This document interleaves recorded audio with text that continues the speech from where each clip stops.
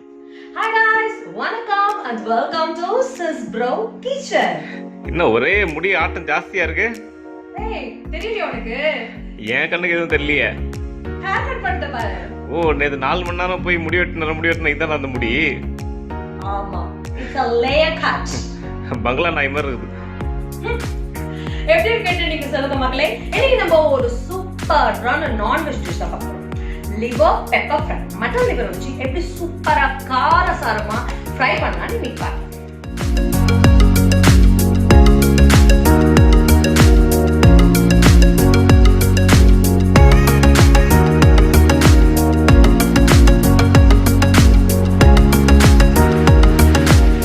First இந்த மாதிரி அடிக்கணமான ஒரு கடாய் வச்சுக்கோங்க.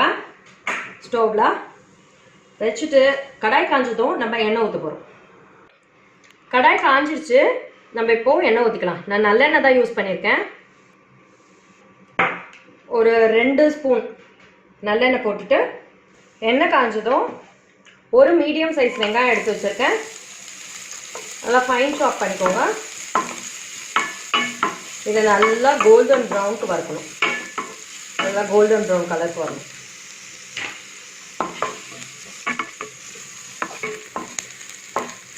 இது நல்லா கொஞ்சம் ப்ரௌன் கலர் ஆனதுக்கப்புறமா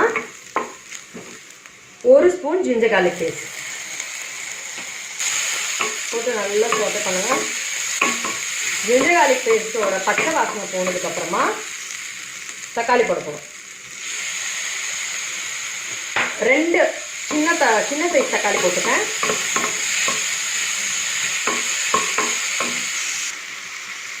ஒரு 1/4 டீஸ்பூன் உப்பு போட்டிருக்கேன் தக்காளி வேகிறதுக்கு. தக்காளி நல்லா கொஞ்சம் மேஷ் கன்சிஸ்டன்சிக்கு வந்தாலும் நம்ம ஈரல் எடுத்து போட்டலாம். மட்டன் லிவர் எடுத்துக்கலாம்.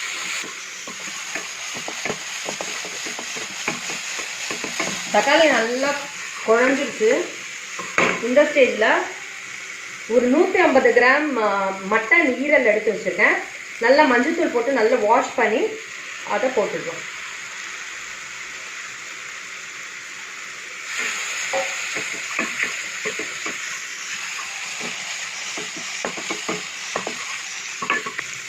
இந்த ஸ்டேஜில் ஒரு 1/4 டீஸ்பூன் வெறும் மிளகாத்தூள், கொஞ்சம் பிஞ்ச் ஆஃப் மஞ்சள்தூள் போட்டுக்கு ஒரு கலரி தண்ணி ஊற்றிடுங்க வேகிறதுக்கு. இப்போ நான் ஒரு கிளாஸ் தண்ணி ஊற்றிருக்கேன். இது நல்லா கொஞ்சம் சுக்காவாக வந்ததுக்கப்புறமா நம்ம மிளகுத்தூள் போட்டுடலாம். மிளகுத்தூள் போட்டு ஆஃப் பண்ணிக்கணும்.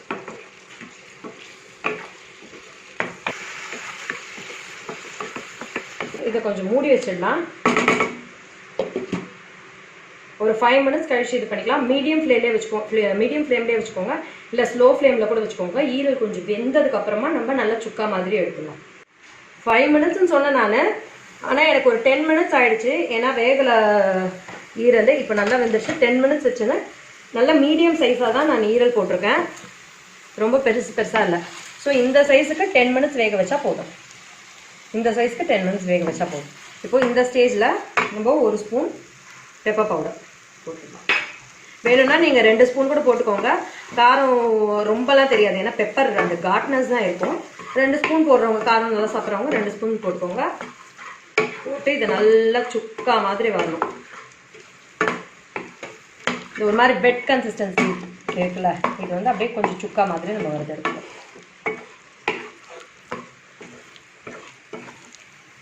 இப்போ கொஞ்சம் ஃப்ளேம் ஹையில் வச்சுக்கோங்க. நல்லா நம்ம இந்த வெங்காய தக்காளி போட்டது நல்லா மசாலா சேர்ந்து வரும். இதுவே நம்ம வெங்காய தக்காளி போடலைன்னா இது நல்லா அந்த சுக்கா ட்ரை சுக்கா மாதிரி ஆகிடும். இப்போ நம்ம இதை போட்டுக்கிறதுனால நல்லா கொஞ்சம் மசாலா மாதிரி வரும், ட்ரை மசாலா. இந்த ஸ்டேஜில் நம்ம கொஞ்சம் கருவேப்பிலை போட்டுக்கலாம். ஒரு கொத்து கருவேப்பிலை போட்டுக்கலாம்.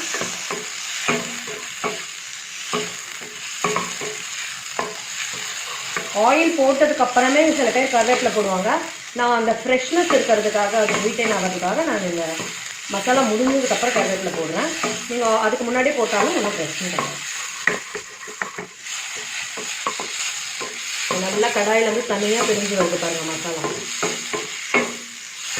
இந்த ஸ்டேஜில் ஸ்டவ் ஆஃப் பண்ணிட்டு கொஞ்சம் கொத்தமல்லி தூள், அவ்வளோ.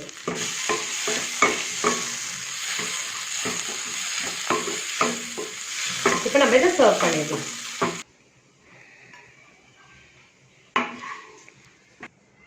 இதை நான் 150 கிராம் லிவரில் பண்ணியிருக்கேன். நீங்கள் இன்னும் கொஞ்சம் ஜாஸ்தி வேணும்னா கூட பண்ணிக்கோங்க. மசாலா அதுக்கேற்ற மாதிரி போடுங்க.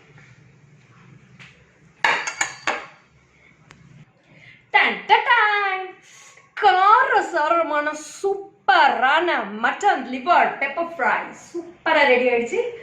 இதை கண்டிப்பாக நீங்கள் ட்ரை பண்ணுங்க. இன்னும் காரம் வேணும்னா கூட ஒரு ஸ்பூன் எக்ஸ்ட்ராவே பெப்பர் போடுங்க. யார் நம்மளை கேட்க போறா? சாப்பிட்டு என்ஜாய் பண்ணுங்க இதை. இப்போ இது எப்படி இருக்கு நம்ம டேஸ்ட் பண்ணி பார்க்கலாம். ஆசையாக இருக்கு எனக்கு.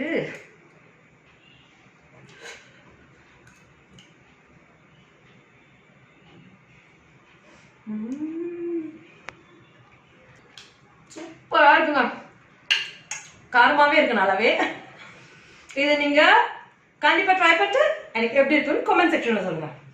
இந்த வீடியோ உங்களுக்கு பிடிச்சிருந்ததுன்னா லைக் பண்ணுங்க, ஷேர் பண்ணுங்க, சப்ஸ்கிரைப் பண்ணா தப்பு இல்லை. சப்ஸ்கிரைப் பண்ணுங்க. அப்புறம் என்ன பண்ணணும்? பக்கத்தில் இருக்க பெல் ஐக்கனை டிங்னு பிரஸ் பண்ணுங்க. தேங்க்யூ.